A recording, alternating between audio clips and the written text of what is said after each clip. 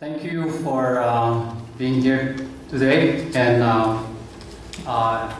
this is indeed an honor for me to accept this award. But as what Pearl said, there's many things that I want to acknowledge, and part of it is there are so many people in Gallup who does the kind of work that I do. I was privileged enough that I was being recognized, so I want to honor them as well.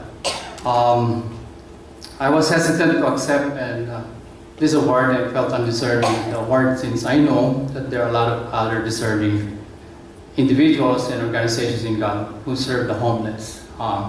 Such is the work of Mr. Camarota, who founded the Immediate Action Group. We were having a task force to meet to help the homeless there before, and we've been meeting, and Bill just stepped up and said, why don't we just start feeding the homeless on early Saturday mornings? And that's what he did. That's why it's called the Immediate Action Group. And we've been doing that and participating every Saturday. And there's a work also of our CEO of the hospital that I work in, Rehoboth McKinley Christian Hospital, Mr. David Conejo. Way back in the 1980s, Gallup, as part of you know, it's along I-40 and around going to Arizona. We're like 19 miles from the border of Arizona. And at the time, alcoholism was so rampant. We have people lying down in the streets, and people can get just access to alcohol then at the time. Like there was a drive-through that without even looking at your ID, they get to have those alcohol in the system. So what Mr. Conejo did at the time, since Gallup was known as a drunk city in the whole United States, so we wanted to make sure we did some action there. So they did a march from Gallup all the way to Santa Fe, and did an advocacy at the time. So they ended up closing those drive-through alcohol liquor stores and stopped selling alcohol on the weekends or Sundays. And really, people get to see the changes. Right now, you don't see any people lying down the streets in Gallup, and we continue to do this type of work. So when Mr. Conejo left and came back 4 years ago, he ended up establishing again our behavioral health services for our rehab center for the people who are in the streets and usually affected by alcohol at the time. And we offered them at least 90 days rehab plan, and after that, we allow them to undergo vocational training, and we're able to get back to their families again and be able to become productive members of the community. And there are also people like I'm familiar with Mother Teresa's work. It's the Missionaries of Charity. They've been in Gallup for the last 30 to 40 years. And they've been in there, they're feeding the homeless every day except Thursday. We just spend time for prayer. So they come in during dinner, and they put them on new clothes with their pajamas, and they're able to take showers and have breakfast, and they come out again and come day in and day out. So these are really our heroes, that they do this type of work and never been recognized. And we have the Catholic Charities who help feed them during breakfast on winter time. So that's why I said I can't claim such, because there are a lot of really good people in Gallup. And I'm proud to say that there are a lot of Filipinos there now. There are about 300, 400 teachers that came in. This story before is 20 years ago. I have a patient who I've treated and wanted to recruit between India and the Philippines, and decided to recruit the Filipino teachers. That's why they keep on coming. And I'm glad that we have a community there. I think we get to play basketball against people from different parts of New Mexico. What does volunteering really does? When I accepted the award in 2015 from the American College of Physicians, which is the national organization among internal medicine doctors in the whole United States, I Googled the word volunteering, and dopamine. Dopamine is the happy neurotransmitters in your brain that offsets depression.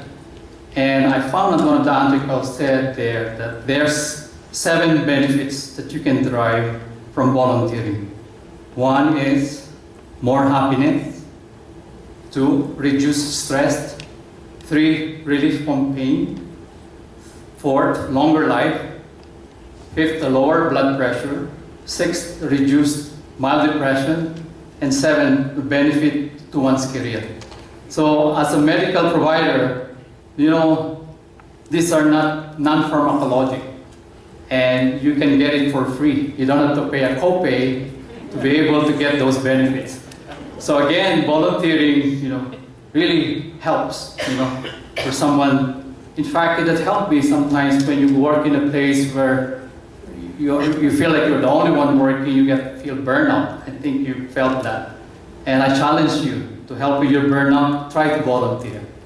And the other things that I've seen is that I think somehow that volunteering is a selfish act. Since you know that it's proven that when one volunteers and a lot of our happy neurotransmitters, that is dopamine from the brain are being secreted.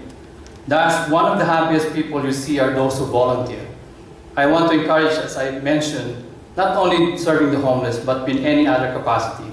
I think you really get the benefits from that. You can see that already here happening within our midst. Now, God has, how did I come up doing part of this? You know, God has been good to me. Before I entered medical school at the UP College of Medicine, I became sick and stayed in the hospital for almost a month. And the Lord healed me, and I've experienced His grace in my life. You've heard this before. Sometimes He blessed us so that we can be a blessing to other people.